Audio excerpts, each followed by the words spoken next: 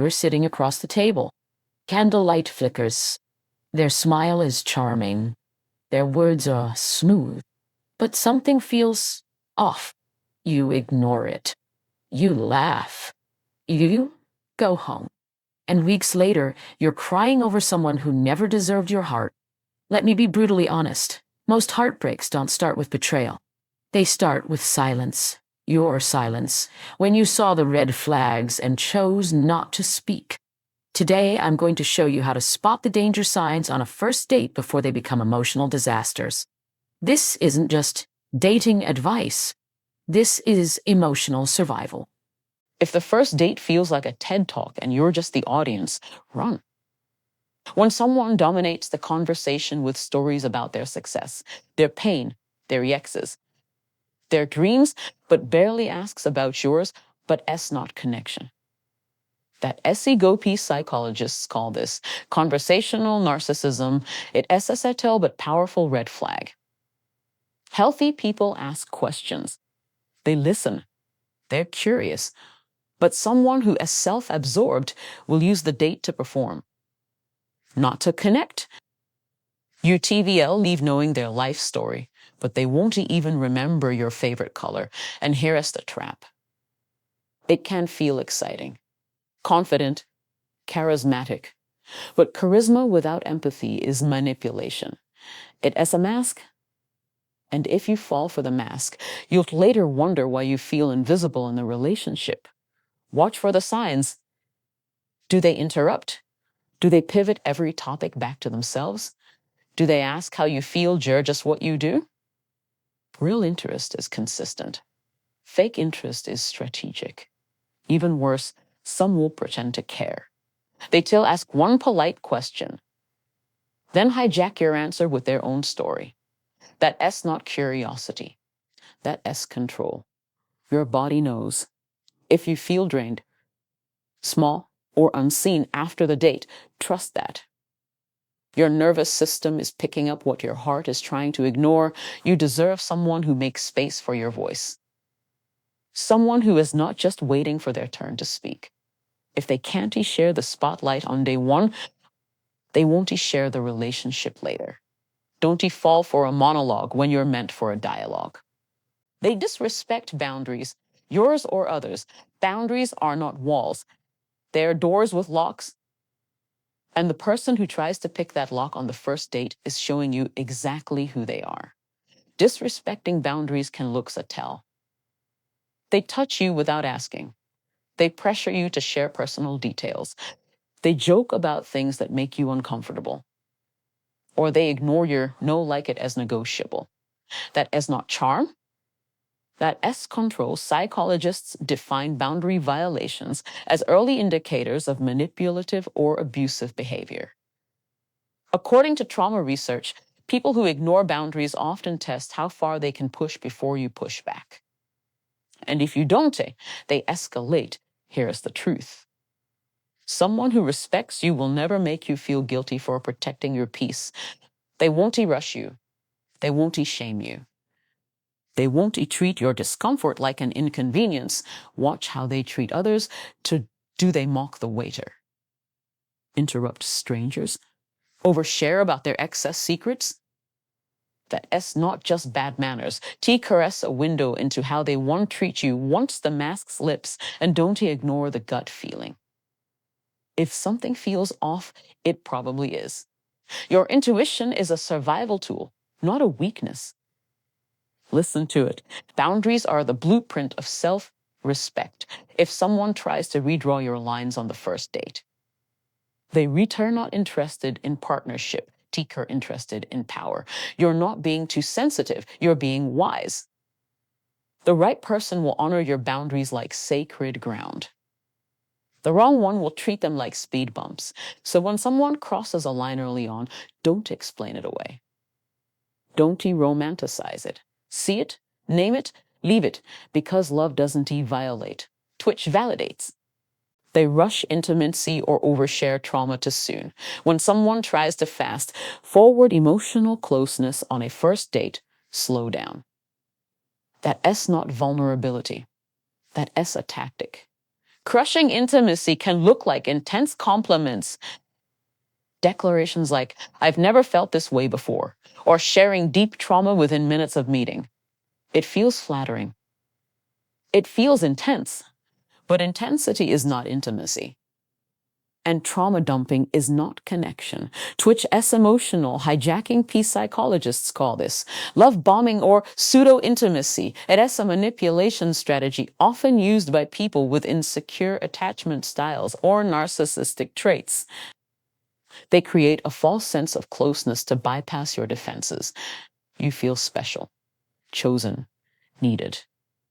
But it is not real. Twist rehearsed oversharing trauma. Too soon isn't vulnerability. Twist boundary violation disguised as openness. True vulnerability is earned, not dumped. It is mutual, respectful, and paced. When someone spills their darkest wounds before you've even ordered dessert, they return not building trust, testing your emotional labor. And here is the danger. You might feel responsible. You might want to help, but relationships built on rescue missions collapse under the weight of imbalance. You're not a therapist. You're not a savior. You're a human being worthy of healthy, reciprocal love. Real intimacy takes time. It is built through shared experiences, not emotional shortcuts. If someone tries to skip the foundation and build a castle overnight, it is not love.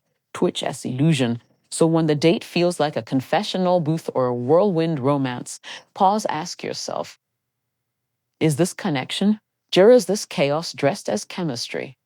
Do you deserve a relationship that unfolds, not explodes? One that honors your pace, not pressures your heart.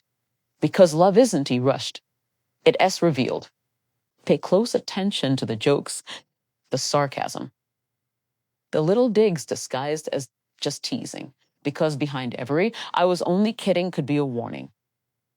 They don't I respect who you are. When someone mocks your beliefs, belittles your passions, or challenges your values on a first date, not with curiosity, but with condescension as not chemistry. That contempt in disguised psychologists studying emotional abuse have found that early signs often appear as microaggressions, small, dismissive comments that chip away at your self-worth. They might laugh at your career choice, roll their eyes at your spirituality, question your boundaries, and when you react, they TVL sayer to sensitive, that gaslighting 101. IS isn't about disagreement. Healthy couples can disagree and still respect each other. But when someone uses humor or debate to undermine your identity, they reach not trying to understand you, we're trying to dominate the narrative, and here is the trap. It can feel like intellectual stimulation, like deep conversation, but if you leave the date feeling smaller, confused, or defensive, that not depth, Twitch emotional erosion. Watch how they respond when you speak with conviction. Do they lean in? Do they push back with subtle ridicule? Do they ask questions? Do they try to win? Your values are not negotiable. They are the compass of your life.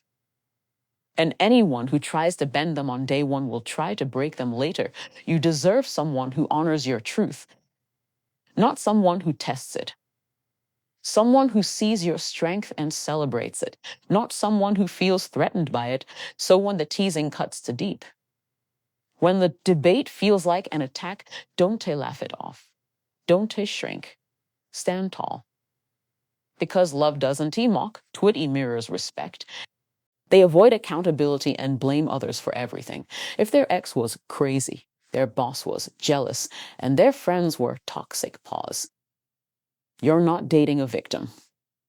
You're dating a storyteller who never owns the pen. Avoiding accountability is one of the clearest signs of emotional immaturity. On a first date, it shows up as blame, shifting, deflection, and a refusal to take responsibility for past choices. They will paint themselves as the hero, or worse, the martyr in every story. but never the one who made a mistake. Psychologists call this external locus of control. It's as when someone believes their life is shaped entirely by outside forces, never their own actions, and in relationships, it is dangerous because when conflict arises, they want to reflect, they TL deflect, and UTL be left carrying the emotional weight of their unresolved patterns. Here's the deeper issue. People who avoid accountability often lack self-awareness. They repeat the same toxic cycles, but blame new people each time. If they've had 5 crazy exes, guess what? The common denominator is them. And don't be fooled by charm. They might sound convincing. They might even make you feel sorry for them. But empathy without discernment is self-destruction. You're not here to fix someone else's broken mirror. You're here to build a relationship with someone who can see themselves clearly. Argumentability is the backbone of emotional growth. It has the ability to say, I messed up, I learned, I've changed. If they can't do that on a first date, they won't do it when it really matters. You deserve someone who owns their story, not someone who rewrites it to escape responsibility. Because love isn't built on blame. It is built on truth, growth, and the courage to say, I was wrong. If they can't say that now, don't wait for later.